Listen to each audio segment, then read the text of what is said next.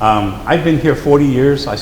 We came as migrant workers from northern Mexico. Probably started around the early 50s. That tells you how old I am.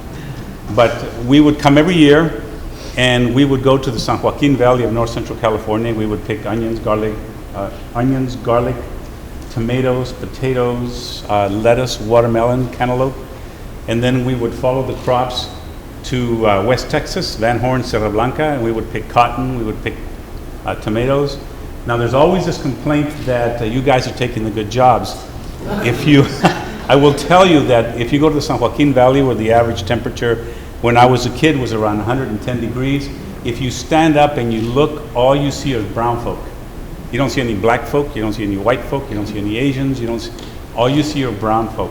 The brown folk come from Colombia, Venezuela, Brazil, Cuba. These are the folks that can do this kind of work.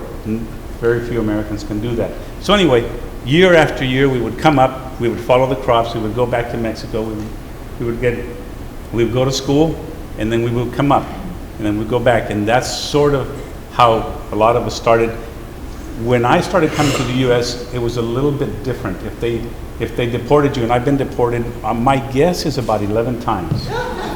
So I've been deported quite a few times. Also, when I was a kid, when they deported you, they didn't just deport you and say, okay, we're going to take you to Juarez or we're going to take you to Chihuahua. They deported us to Tampico. Tampico is in the southern part of Mexico.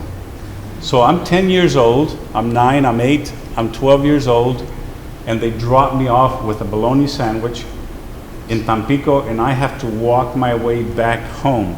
So that's a 3-month walk just to my house. I'm 9, 10, I'm 11 years old. I can't tell you the things that you have to do to make it there. We did not come up here like she did. We didn't come up here because there was a dream. We weren't following a dream.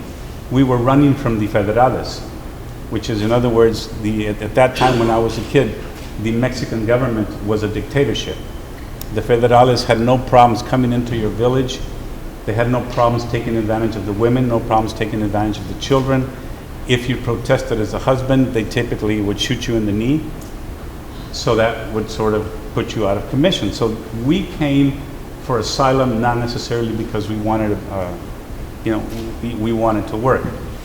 So anyway, we went back and forth year after, sort of year after year after year, and here I am 40 years later, got a good education. My uncle would say when I would get home from school, do you have any homework?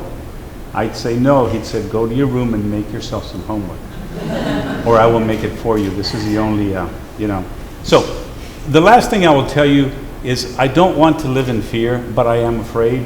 And I'll tell you why I'm afraid. I was at Costco maybe 3 or 4 months ago. I was in Costco, and I don't know if anybody here goes to Costco, but they serve these little samples. And so I've been going to Costco for 10 or 11 years, and I'm talking to one of the women, and there's this gentleman that's standing next to me, and he joins the conversation. He's about my height, so he's about 5'11", 6 feet tall. He weighs about 260. So we're talking for about 30 seconds or so, and after we're through talking, and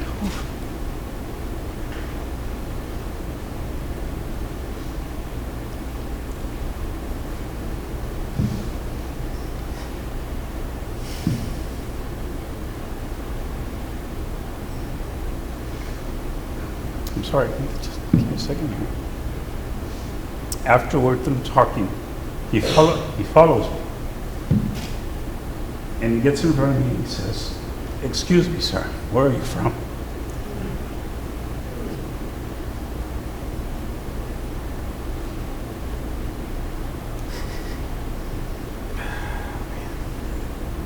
I thought that I would never hear that again. So where are you from? I said, I'm from Wexford. He says, no, you're not from Wexford, you have an accent. I said, I'm from Latin America.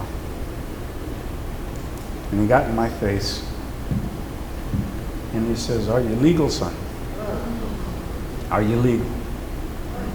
Is your family legal? And his wife grabbed his arm, and she says, let's go, honey. And he pushes her away. He says, I'm not done with him. And so he proceeds to tell me what a horrible people we are. And not just me. He talks about Muslims.